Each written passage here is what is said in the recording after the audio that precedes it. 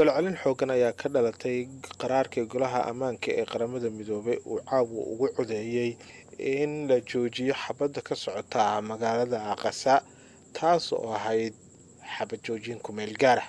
wasaaradda arrimaha dibadda ee Falastiiniyiinta ayaa waxa ay soo saartay war.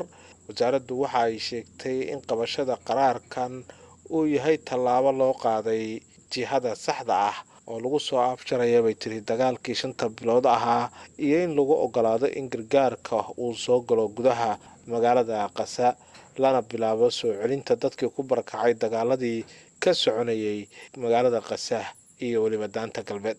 wasaaradda ayaa sidoo kale waxa ay ku baaqday in dowladaha xubnaha ka ah golaha ammaanka ee qaramada midoobay inay gutaan waajibaadkooda sharciga ah si ay degdeg ugu dhaqan gasho qaraarka la soo saaray iyo xabad joojintu. wasaaraddu waxa ay carabka ay ku adkaysay muhiimadda ay leedahay in la gaaro xabad joojin joogto ah oo soconaysa wixii ka dambaysa bisha barakaysan ee Ramadaan iyada oo ay weheliso xaqiijinta gelitaanka arrimaha gargaarka iyo ka shaqaynta sii deynta maxaabiista iyo ka hortagga dadka barakacayaasha ee qasabka lagu barakicinayo. taasi waxay ahayd wasaaradda arrimaha dibadda ee Falastiin. xubin ka tirsan golaha dhexe ee Fatah ururka Bassem Naciim oo ka tirsan kooxda Falastiiniyiinta ee ururka Xamaas ayaa sheegay in ay ka go'an tahay in shuruudaha qaraarka ay fuliyaan, wuxuuna sheegay in Israa'iil ay waajib ku tahay in lagula xisaabtamo in ay samayso xabad joojintaas uu soo saaray golaha ammaanka ee qaramada midoobay. waa doorka beesha caalamka, waxayna waajib ku tahay Israa'iil inay soo afjarto beegsiga ay beegsanayso dadka rayidka ah ee ku nool magaalada Qasa iyo dagaalka muddada dheer halkaasi ka socday. ninkan ayaa waxa uu ka tirsan yahay xafiiska siyaasadda ee ururka Xamaas, wuxuuna la hadlay warbaahinta Al Jazeera.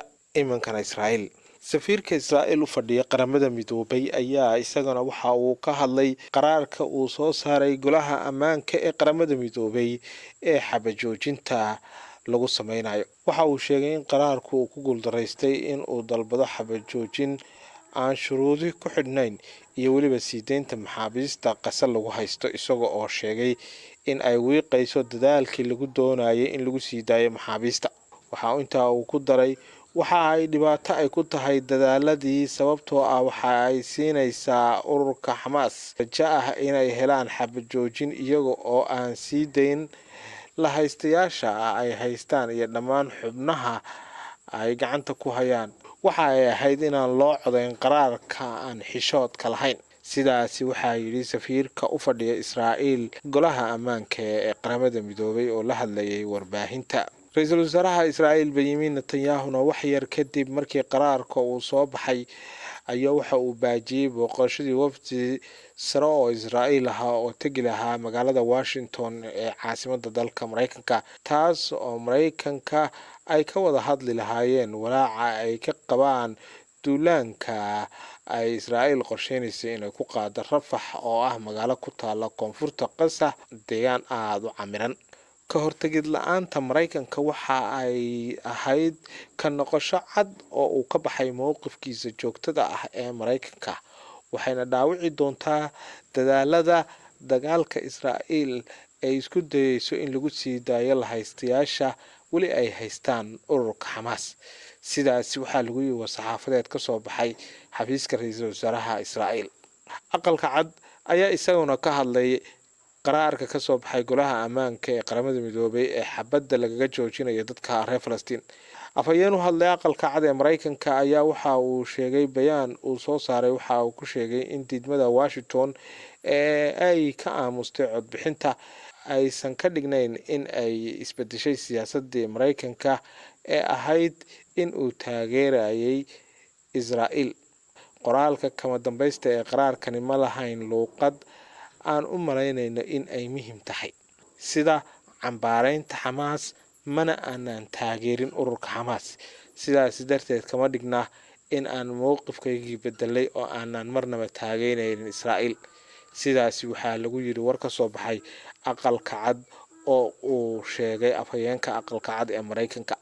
afhayeenka aqalka cad ee Mareykanka ayaa sheegay in saraakiisha Mareykanka ay aad uga xun yihiin go-aanka uu qaatay ra-iisul wasaaraha Israa'iil ee la taliyayaashiisii uu u soo diri lahaa aqalka cad uu baajiyey, taas oo ku saabsanayd in laga wada hadlo howlgalka laga sameyn lahaa Rafax. sidaasi waxaa yiri afhayeenka aqalka cad ee dalka Mareykanka oo la hadlayay warbaahinta. xogayaha guud ee qaramada midoobay Antonio Guterres ayaa isaguna ka hadlay qaraarka caawa ka soo baxay golaha ammaanka ee qaramada midoobay. mas-uulkan ka tirsan qaramada midoobay ayaa sheegay in qaraarka ay tahay in la dhaqan geliyo sida ugu dhaqsaha badan, haddii uu dhaqan geli waayana ay noqon doonto mid aan la cafin karin. dhegeystayaal, intaasi waxaan idinku soo koobnay dadkii ka falceliyey go-aankii ka soo baxay golaha ammaanka ee qaramada midoobay caawa, iyo weliba sida ay aragtiyaha kala duwan ay uga qabaan. inkasta oo hogaamiyayaal badan oo ka tirsan caalamka ay si weyn usoo dhaweeyeen qaraarka, haddana waxaan eegi doonaa bal halka uu ku dambeyn karo qaraarkaasi iyo sida uu u dhaqangeli karo. waxaad kala socotaan nuxurka dhacdooyinka oo ah channel inta badan ka faalooda arrimaha caalamka iyo weliba wararka Soomaalida. fadlan daawade, haddii aad nagu cusub tahay channelka, subscribe noo saar, noo like garee, noona share garee barnaamijka. wixii aragtidaada ana commentiga noogu reeb, iyo weliba fikradda aad qabto iyo sida adiga kula tahay.